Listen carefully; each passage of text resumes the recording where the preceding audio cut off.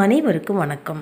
புத்துணர்ச்சி தரக்கூடிய மாடித்தோட்டத்தில் ஒரு குட்டி அறுவடை எடுக்க வந்திருக்கேன். அறுவடைக்கு முன்னாடி இந்த செடியை தொட்டு பார்த்துக்கிட்டு அறுவடை செஞ்சிட்டோன்னா அப்படி மனசெல்லாம் மகிழ்ச்சியாக இருக்கும். அதாங்க மறிக்குழந்து. கைகளெல்லாம் மனத்தோடு அடுத்த அறுவடையை தொடங்கலாம். செம்பருத்தி பூக்களை வேஸ்ட் பண்ணவே கூடாது. செம்பருத்தி பூக்கள் அறுவடை காய வச்சிட்டோன்னா எவ்வளோ வருஷம் ஆனால் கூட யூஸ் பண்ணிக்கலாம்.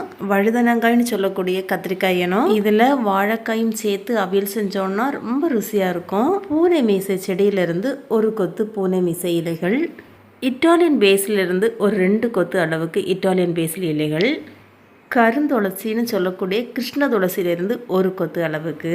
இந்த சாதாரண துளசியை விட இதோட பவர் கொஞ்சம் அதிகமாக இருக்கும். அப்புறமா 2 கொத்து அளவுக்கு கற்பூரவள்ளி. இது கூட மஞ்சள், சுக்கு, மிளகு சேர்த்து ஒரு கஷாயம் செஞ்சு குடித்தோம் அப்படின்னா சளி இறங்கிடும். மூலிகைகளுக்காகத்தான் நான் முதல்ல தோட்டமே ஆரம்பித்தேன். இவ்வளோ பெரிய ஊதா நிற கத்திரிக்காய் கூடவே மாடிக்கு அழகு சேர்த்துட்டு இருக்கக்கூடிய இந்த 2 ரோஜா பூக்களை கூட பறிக்கலாம். இவங்க பூத்து 3 நாள் ஆயிடுச்சு.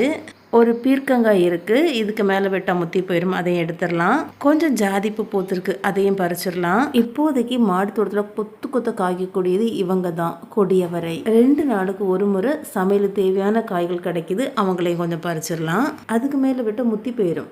இளம் காய் தான் ரொம்ப டேஸ்ட்டாக இருக்கும். தேங்காய் சேர்த்து சமைக்கலாம், இல்லை முட்டை சேர்த்து சமைக்கலாம், ரொம்ப டேஸ்ட்டாக இருக்கும் அவரைக்காய்.